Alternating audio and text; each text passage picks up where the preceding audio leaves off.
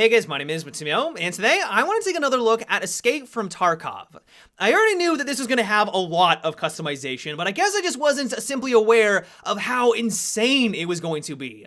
As long as the developers are truthful and they're able to deliver on their promises, this has the potential to have the most extensive weapon customization that I have seen in any video game first-person shooter ever. It is absolutely madness. And so first of all, apparently there are going to be hundreds of weapons that you can find in the environment. They may be behind locked doors, it may be a reward for performing a successful raid, maybe you'll just find one of your favorite guns off the body of a dead mercenary. They're gonna be everywhere, and apparently it's going to be very extensive.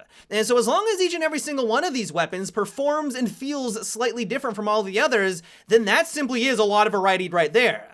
Now you might be thinking, okay, that's a lot of guns, over 100, maybe even like 200 is a lot, but there's other games out there that have that kind of variety. I mean, just look at Battlefield 4. Well, what takes it to the next level is customizing each and every single one of these weapons. To give you a clear example of this, we have the AK-74.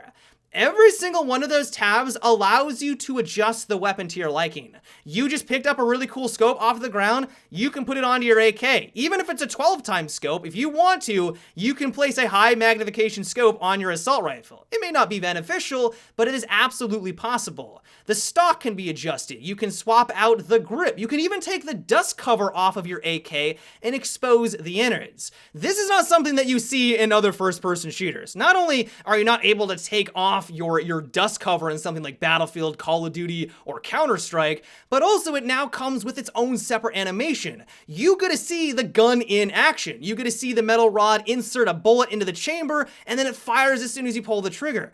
That is seriously impressive. If they're able to take this same level of detail and transfer it to all of the other weapons, not only is that going to be just impressive because of the amount of time it's going to take to incorporate all of those animations, but it's really going to add in a further level of immersion that we just don't simply get in other video games. Now, if that wasn't also impressive enough, they're also going to allow you to basically use grips, stocks, stuff that you find on the ground from other weapons, and I think put it on pretty much any gun that you so desire. You pick up a stock that would normally be used on the M16 and you want to put that onto your AK, I believe you're going to be able to do that. You want to basically use different mix and match of guns, grip, stocks, barrels from other guns. I'm sure there might be some restrictions here and there, but you're going to be able to create your own monstrosity or your weapon that suits your playstyle to the T because of this level of detail.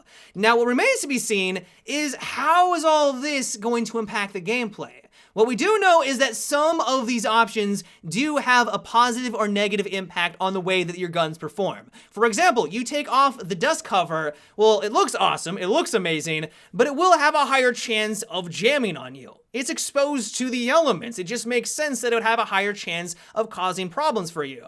Now, will that same design philosophy be applied to every single other aspect? I'm assuming if you put a grip on, it's going to be easier to manage the recoil. But the real question is, will each different grip from another gun slightly change the stats or how it handles? That's what I'm not exactly sure about. Regardless though, this is a staggering amount of customization. As long as they're able to deliver on their promises, I'm gonna be one happy camper for this very reason when I finally get my hands on Escape from Tarkov.